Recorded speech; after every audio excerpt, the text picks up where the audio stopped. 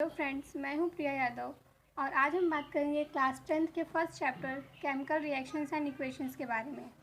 तो हमारा टॉपिक शुरू करने से पहले हम थोड़ा एक बेसिक नॉलेज ले लें कि केमिस्ट्री होता क्या है। जो सब्जेक्ट हम पढ़ने जा रहे हैं उसके बारे में एक थोड़ा सा इंट्रोडक्शन हम लेके चलते हैं। सबसे पहले what is chemistry? Chemistry is that branch of science in which we study about the substances of which matter is composed, the investigation of their properties and reactions, and the use of such reactions to form new substances. मतलब chemistry science की वो branch है जिसमें हम किसी भी substance जो हमारा एलिमेंट पाए जाते हैं वो नेचर में वो किससे बने हैं, उनकी प्रॉपर्टीज़ के बारे में बात करते हैं और उनसे हम क्या नए नए सब्सटेंसेस बना सकते हैं। ये सारी चीज़ें हम केमिस्ट्री में बात करते हैं। जैसे कि अगर हम ऑक्सीजन को ही देख लें, ऑक्सीजन एक केमिकल सब्सटेंस है जिसकी प्रॉपर्टीज़ या जिसके नेचर को हम अगर डिटेल स्टडी करना चाहेंगे तो हम केमिस्ट्री के अंदर ही करेंगे और उससे हम क्या क्या बना सकते हैं, ये सारी स्टडीज़ हम इसी में करते हैं। तो आइए हम बढ़ते हैं अपना नेक्स्ट टॉपिक की ओर। सबसे पहले हम बात करेंगे केमिकल रिएक्शन के बारे में कि केमिकल रिएक्शन क्या होता है। Chemical reaction is a process that involves rearrangement of the molecular और ionic structure of a substance। मतलब केमिकल रिएक्शन एक ऐसा प्रोसेस है जो कि मॉलिक्यूल्स और आयंस के रीअरेंजमेंट के बारे में बात करता है किसी भी स्ट्रक्चर में या किसी भी रिएक्शन में। या अगर हम दूसरे शब्दों में कहें, chemical reaction is a process in which one or more substances that is reactants are converted to one or more different substances that is product. मतलब केमिकल रिएक्शन एक ऐसा प्रोसेस है जिसमें एक सब्सटेंस केमिकल रिएक्शन एक ऐसा process है जिसमें कि एक सब्सटेंस या जिसे हम रिएक्टेंट कह लें वो हमारा एक न्यू सब्सटेंस में फॉर्म करता है जो कि प्रोडक्ट बनाता है। मतलब दो या दो से अधिक एलिमेंट को हम केमिकली कंबाइन करते हैं तो वो हमारे कंपाउंड बनाते हैं। A chemical reaction rearranges the constituent atoms of the reactant to create different substances as products। Chemical reaction हमारे कॉन्स्टिट्यूएंट एटम्स या पार्टिकल्स को एक रीअरेंज करके हमें एक नया प्रोडक्ट या नया सब्सटेंस देता है। अब हम बात करेंगे indication of a chemical reaction कि जो केमिकल रिएक्शन हो रहा है हमें पता कैसे चलेगा कि हाँ यहाँ पे रिएक्शन हो रहा है। पहला आता है change in state. Change in state ने तो हम सभी ने ऑब्ज़र्व किया होगा अपने डेली लाइफ में। जैसे कि एक छोटा सा एग्जांपल ले, बर्फ़ तो हम सभी अपने घरों में जमाते हैं। तो जब हम बर्फ़ जमाने के लिए वाटर रखते हैं फ्रिज में, वो लिक्विड स्टेट में होता है, लेकिन जब बर्फ़ निकलता है, जम जाता है, फ्रोज़न हो जाता है, वो हमें सॉलिड स्टेट में मिलता है। दैट मीन्स वाटर का लिक्विड फॉर्म से सॉलिड फॉर्म में चेंज होना भी एक केमिकल रिएक्शन को शो करता है। अगर हम नॉर्मल टेम्परेचर पर रख दें तो देखिए हमारा वाटर नहीं फ्रीज़ होगा या सॉलिड फॉर्म में नहीं चेंज होगा, बट जब से एक डेफिनेट टेम्परेचर मिलता है और पर्टिकुलर कंडीशन मिलती है तब हमारा वो रिएक्शन कंप्लीट हो रहा है, वाटर जो है लिक्विड सॉलिड में चेंज हो रहा है। मतलब chemical reaction change in state से भी हम डिफाइन कर सकते हैं। नेक्स्ट आता है हमारा change in colour. Change in colour से भी हम ये वेरीफाई कर सकते हैं कि क्या केमिकल रिएक्शन हो रहा है या नहीं।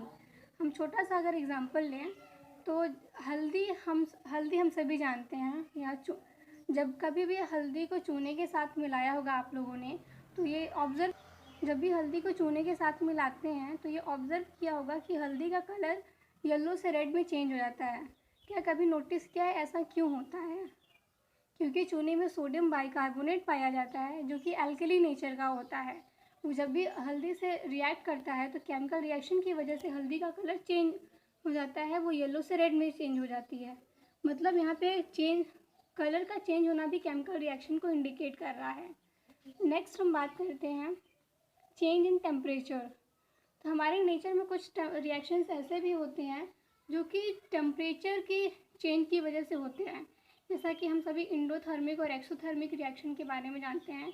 कुछ रिएक्शंस ऐसे भी होते हैं जो कि टेम्परेचर इंक्रीज़ होने से कंप्लीट होते हैं, और कुछ रिएक्शंस ऐसे भी होते हैं जो कि टेम्परेचर डिक्रीज़ होता है तब जाके कंप्लीट होते हैं। That means change in temperature भी केमिकल रिएक्शन को शो करता है। नेक्स्ट आता है हमारा इवोल्यूशन ऑफ अ गैस। इसका अगर हम सीधा सा एग्जांपल लें तो जब आप कभी भी लैब में जाइएगा तो एसिडिक या बेसिक रेडिकल का जब टेस्ट करेंगे, तो अगर आप कभी क्लोरीन का रेडिकल टेस्ट करेगा तो उसमें हम लास्ट में ये देखते हैं कि जब हम क्लोरीन का रेडिकल टेस्ट करते हैं तो क्लोरीन के लास्ट में ग्रीनिश या येलो कलर की गैस रिलीज़ होती है। वो गैस रिलीज ये शो करती है कि हाँ हमारा रिएक्शन कंप्लीट हो गया है।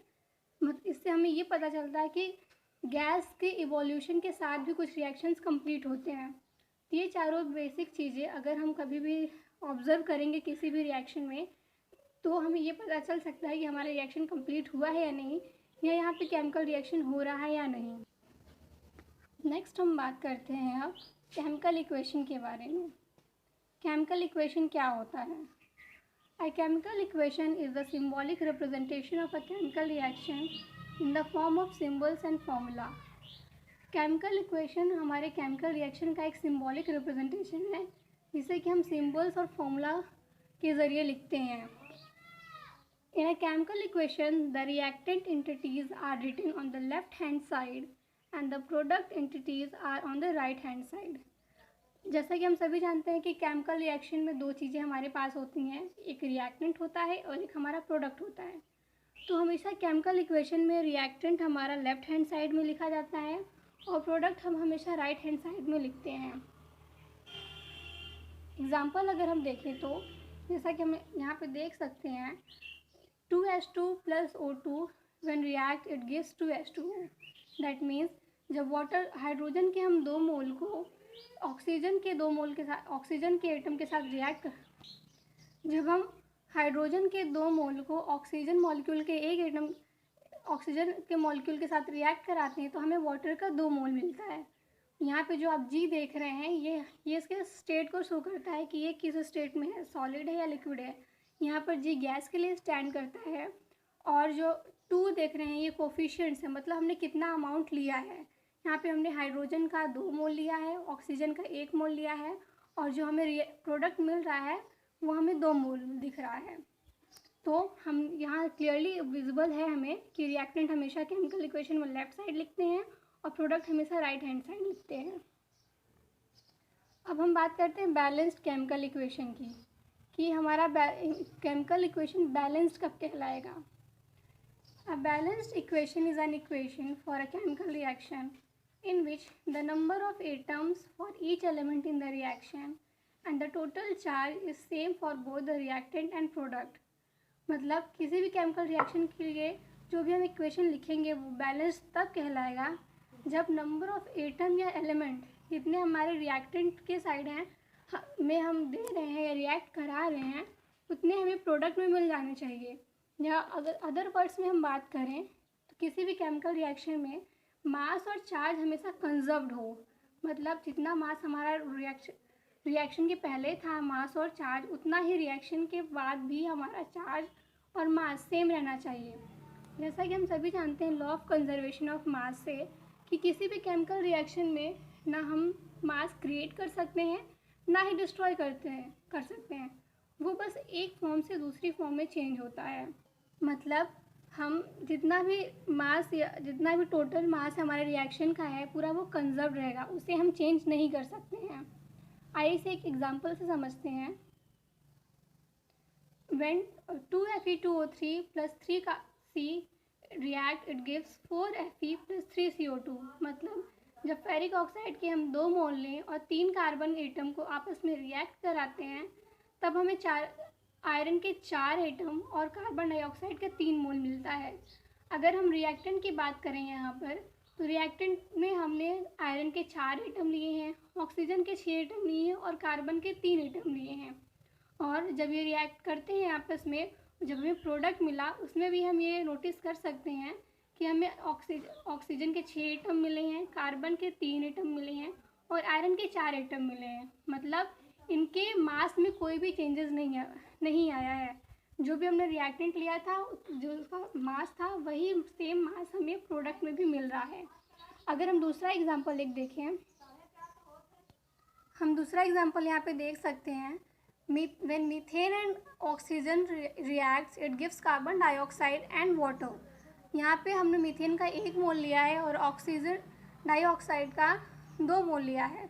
जब ये आपस में रिएक्ट करते हैं तो हमें कार्बन डाइऑक्साइड का 1 मोल मिल रहा है और साथ ही में वाटर के 2 मॉलिक्यूल मिल रहे हैं। अगर रिएक्टेंट की हम बात करें तो यहाँ पर कार्बन का 1 एटम है हमारे पास, हाइड्रोजन के 4 एटम और ऑक्सीजन के 4 एटम हैं। ये आपस में रिएक्ट करते हैं तो हमें प्रोडक्ट में भी कार्बन का 1 ही एटम मिल रहा है, हाइड्रोजन का 4 और ऑक्सीजन का 4। दैट मीन्स इनके मास में कोई भी चेंजेस नहीं आया है। जितना मास हमारा प्रोडक्ट रिएक्टेंट का था उतना ही सेम मास हमें प्रोडक्ट में मिल रहा है। ये लॉ ऑफ कंजर्वेशन को फॉलो कर रहा है। हमारा अगर कंक्लूज़न की हम बात करें तो हमारा इक्वेशन तभी बैलेंस कहलाएगा जब हमारा जो रिएक्टेंट का मास रहे या चार्ज रहे वो सेम मास या चार्ज हमारे प्रोडक्ट में भी होना चाहिए। आज के लिए बस इतना ही। अब मिलते हैं नेक्स्ट वीडियो में। अगर आपको कोई भी डाउट या क्वेरी हो तो कमेंट सेक्शन में ज़रूर बताएं और तब तक इस वीडियो को लाइक, शेयर एंड सब्सक्राइब करते रहें। Thank you.